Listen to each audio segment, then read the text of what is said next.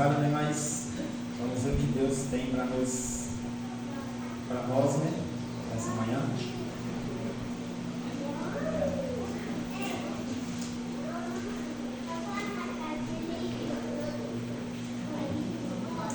É o título da nossa mensagem nessa manhã. Jesus nunca te abandona. Quem aqui já magoou um amigo?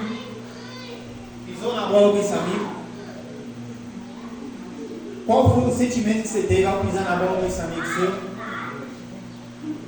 Normalmente você fica frustrado, né? Quando o amigo passa, você fica até sem graça de conversar com ele, se afasta um pouco. Tenta evitar esse amigo máximo, não é? Você pisou na bola com ele e você se sente envergonhado com isso. E com Deus?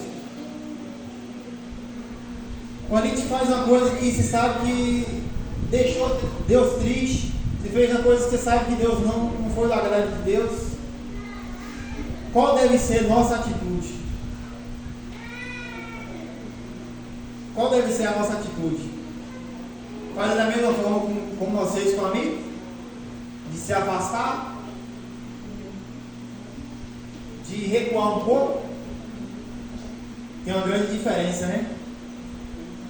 Porque o amigo pode até guardar mágoa. Agora Deus não guardará mágoa nossa. Deus odeia o pecado, mas Ele ama o pecador. Só um segundo.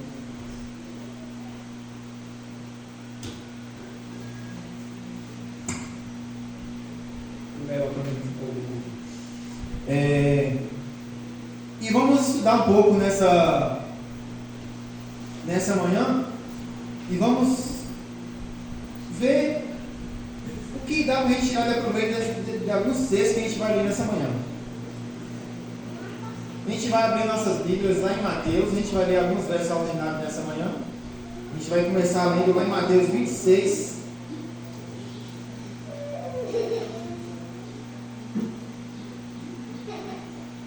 Mateus 26. A gente vai ler 26, 30 e 35.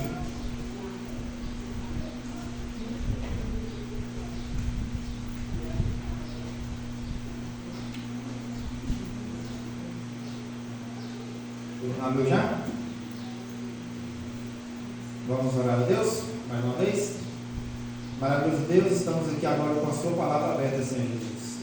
Sabemos que a Bíblia é a sua palavra, Deus. Que cada palavra que a gente meditar nessa manhã, que seja inspirada por Ti, Deus, que a gente possa tirar um proveito para a nossa vida pessoal, Deus. Isso que eu lhe peço e te agradeço em nome de Jesus. Amém. Na linguagem de hoje diz assim: E Jesus disse aos discípulos, essa noite todos vocês vão me abandonar, pois as Escrituras Sagradas dizem: matarei o pastor e as ovelhas são espalhadas. Mas depois que eu ressuscitar, irei adiante de vocês para a Galileia. Então Pedro disse a Jesus: eu nunca abandonarei o Senhor, mesmo que todos os abandonem. Mas Jesus lhe disse: eu afirmo a você que isso é verdade. Nessa mesma noite, antes que o galo cante, você dirá 3 vezes que não me conhece.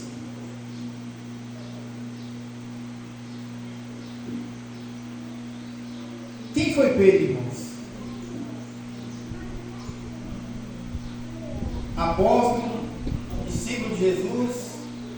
E Pedro era praticamente uma representação da humanidade hoje, entre seus altos e seus baixos. Pedro era aquele que pregava e comovia muitas pessoas. As pessoas derretiam seu coração e entregavam suas vidas a Jesus. Mas ao mesmo tempo, Pedro era aquele que andou sobre as águas, deu alguns passos sobre as águas de encontro a Jesus, mas depois ele afundou. Pedro era aquele que falou para Jesus que nunca o abandonaria, mas mesmo assim o negou, né? E quando começou essa caminhada, de Pedro como discípulo de Jesus.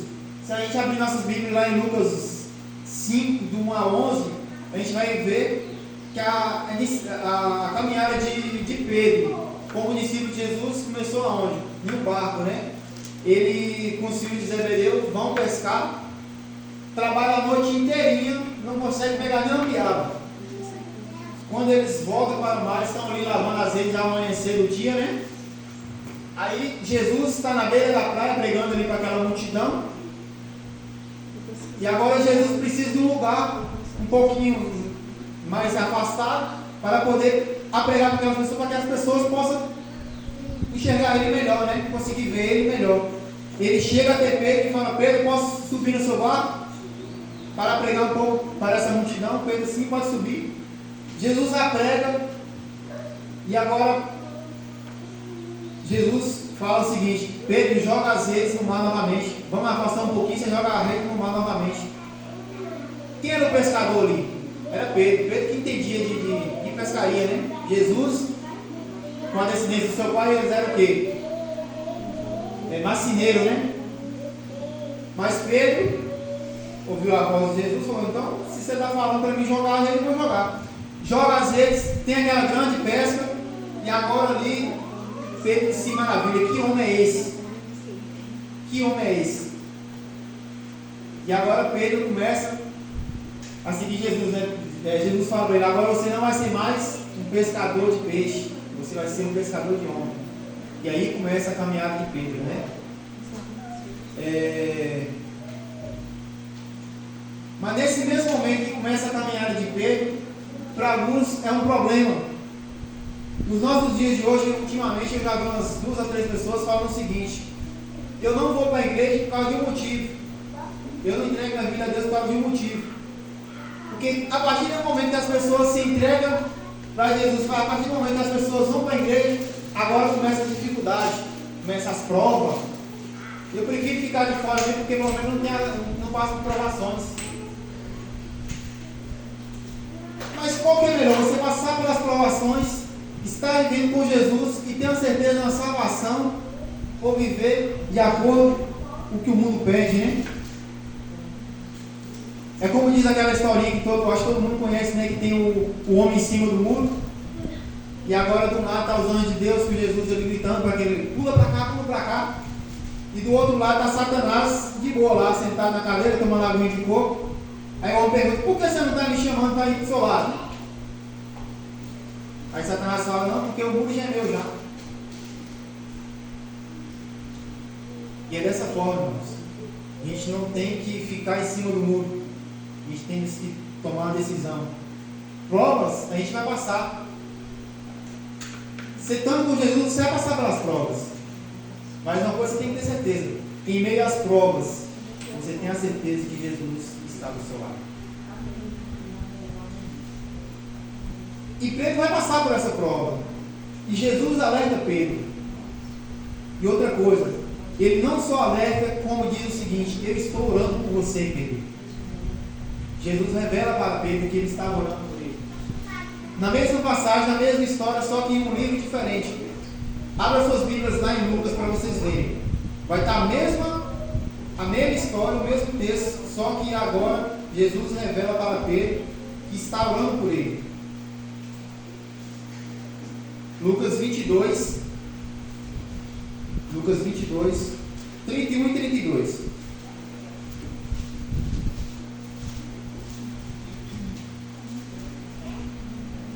É o mesmo texto, a mesma história, só que agora com um autor diferente escrevendo. E Jesus diz assim: Jesus continuou: Simão, Simão, escute bem, Satanás já conseguiu licença para pôr você à prova. Ele vai peneirar você como o lavador peneira o trigo, a fim de separá-lo da palha. Mas eu tenho orado por você, Simão, para que não lhe falte fé.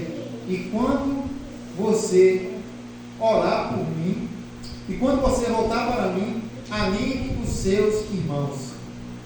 Mas eu vou ler só um pedacinho aqui. Então Pedro disse a Jesus: eu estou pronto para ser preso e morrer com o Senhor. Então Jesus disse: que hoje mesmo, antes do galo cante, você me negará 3 vezes. Mesma história, só que agora está Jesus falando que está orando por ele, que Satanás já conseguiu a licença para pôr ele à prova. Mas agora que teve um problema com Pedro. Pedro agora falou que eu já estou preparado, Senhor. Não precisa preocupar não, já estou preparado já. É um erro, irmãos. Nós não devemos colocar nossas confianças na gente. A gente não tem que achar que a gente está capaz, que a gente já está pronto o suficiente, não. A gente tem que ter certeza, irmãos, que Jesus vai estar do nosso lado. E a gente tem que ter certeza que sem Ele a gente não consegue. É como minha mãe diz, né? A gente é o lixo, a gente não é o nada. Sem Jesus, pior ainda, né?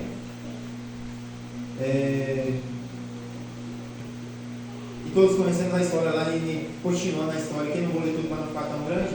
Em Lucas 22, do 54 ao 62, conta a história, né? Jesus foi preso ali. Agora Jesus está preso. E agora Pedro está ali aos arredores ali, na fogueira. E uma mulher o reconhece. Chega nele e fala: é você aí, ó. Você é um deles lá, você é um daquele lá que está preso lá. Aí, o que ele fala? Não, sou eu não, nem conheço aquele homem. E se afasta.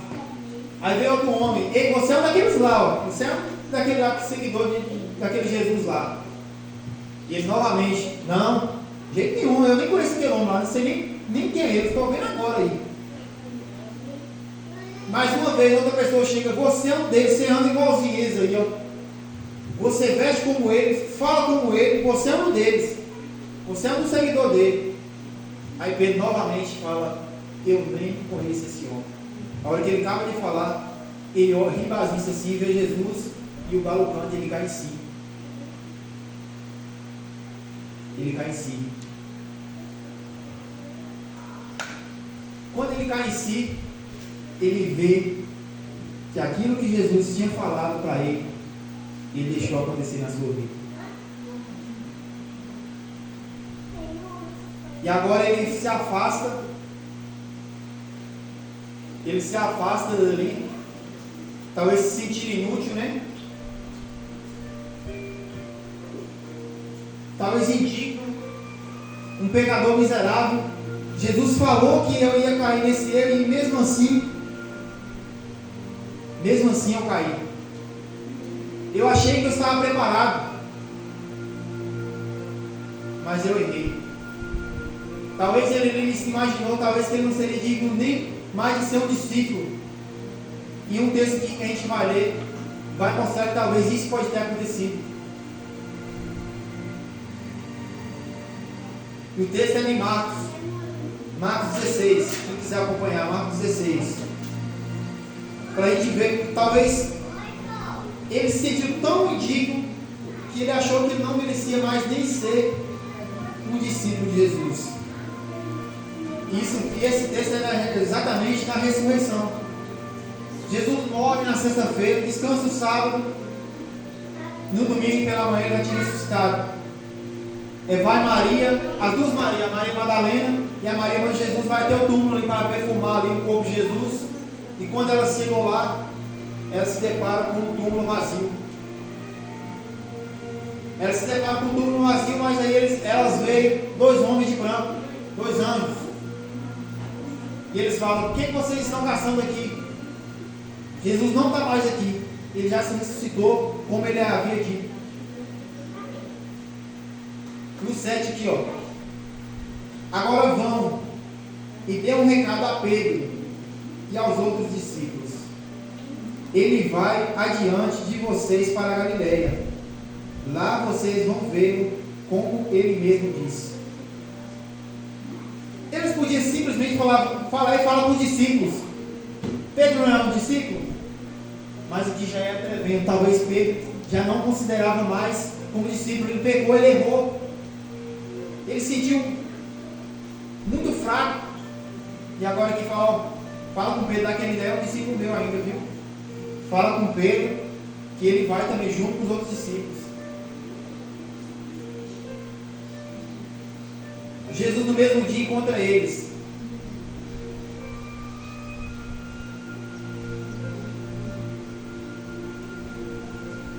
E agora eles partem para a Galileia, como Jesus tinha pedido para eles ir, e como aqueles dois homens, os anjos de Deus também tinham pedido para eles ir. Eles partem para a Galileia. Ao chegar na Galileia, Pedro tinha uma influência muito grande. Pedro agora está ali reunido com alguns dos discípulos de Jesus e falava: agora eu vou ali para o mar, vou pescar. A hora que ele fala que ele vai pescar, alguns discípulos falam: também eu vou junto com você também. E novamente, exatamente da mesma forma que aconteceu lá em Lucas 5, de 1 a 11, eles teve aquela pesca que eles não pescaram nada.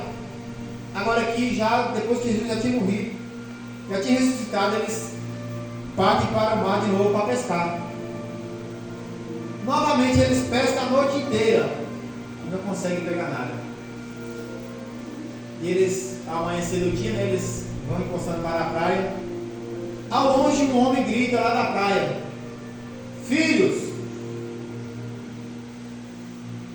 tem o que de comer aí? E eles falam: a gente não tem nada, a gente não pescou nada. E esse homem grita de novo: joguem a rede de vocês do lado direito do barco.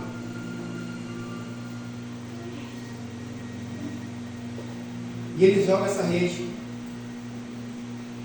do lado direito do barco. Está lá em Lucas 21, de 3 a 15, se alguém quiser acompanhar. E eles jogam essa rede. E a hora que eles jogam essa rede, pesca da mesma forma, um grande cardume de peixe. De novo eles conseguem pescar. Agora João fala: Pedro, esse homem é Jesus. Esse homem que mandou nós jogar aqui é Jesus. Eles não conheceram Jesus de início. Agora João o conhece. Depois que ele joga a rede, ele consegue pegar aqueles peixes. João conhece. E Pedro estava sem roupa, eles vestem a sua roupa e começa a nadar. Ali estava 200 côvados ali do rio, aproximado da beira da praia, aproximadamente 100 metros. Pedro começa a nadar em direção a Jesus e eles começam a conversar. E essa pesca eles conseguir 153 peixes grandes. Para a rede era uma coisa pesada, que provavelmente às vezes não aguentaria, mas eles conseguiram. E conseguiram pegar esse grande cardume de peixe e as redes não se rasgaram.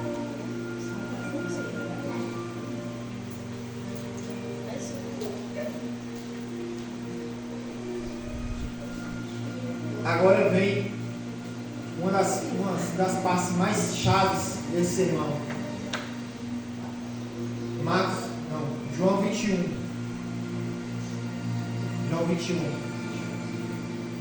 Do 15 ao 17. Vou ver se é do 17. Do 15 ao 17. Jesus começando com Pedro e fala assim o seguinte: Pedro, você me ama mais do que esses outros me amam? E ele fala: sim, mestre, eu te amo. E Jesus fala: então apresentai as minhas ovelhas. Novamente Jesus pergunta: Pedro, você me ama? Sim, mestre, eu te amo. Então apacentai as minhas ovelhas. Novamente Jesus pergunta: Pedro, você me ama? Aí Pedro, já desanimado, triste, né? Talvez ele estava imaginando que Jesus não estava acreditando no seu amor, porque ele já tinha negado, mas ele fala: sim, mestre, o Senhor sabe de todas as coisas, você sabe que eu te amo. E Jesus fala: apacentai as minhas ovelhas. Por 3 vezes Pedro nega Jesus. Não o conhecia. Ele o negou. Ele falou que ele nunca abandonaria, que se fosse possível ele morreria juntamente com Jesus, mas o negou 3 vezes, porque ele se achava que ele já estava pronto. Aqui ele quebra o seu coração, fala: Jesus, agora eu estou falando, você sabe de todas as coisas, você sabe que eu te amo. Ele abriu o seu coração para Jesus, e agora ele se entregou de corpo e alma. E no final do seu ministério, aproximadamente 63 anos depois da morte de Jesus, ele é condenado por imperador Nero. E ele é condenado à morte. E ele fala: eu morro, eu vou morrer, mas negar Jesus novamente eu não vou. E ele foi condenado à mesma morte de Jesus, a morte de cruz. E ele fala o seguinte: Eu vou morrer a mesma morte dele, mas eu não sou digno de morrer da mesma forma que ele. A minha cruz, vocês podem me colocar na minha cruz de cabeça para baixo. E os relatos históricos falam que Pedro morreu, a morte de cruz só de cabeça para baixo. Mas negar Jesus, ele não negou. Assim como Pedro, irmãos, por algumas vezes ele errou.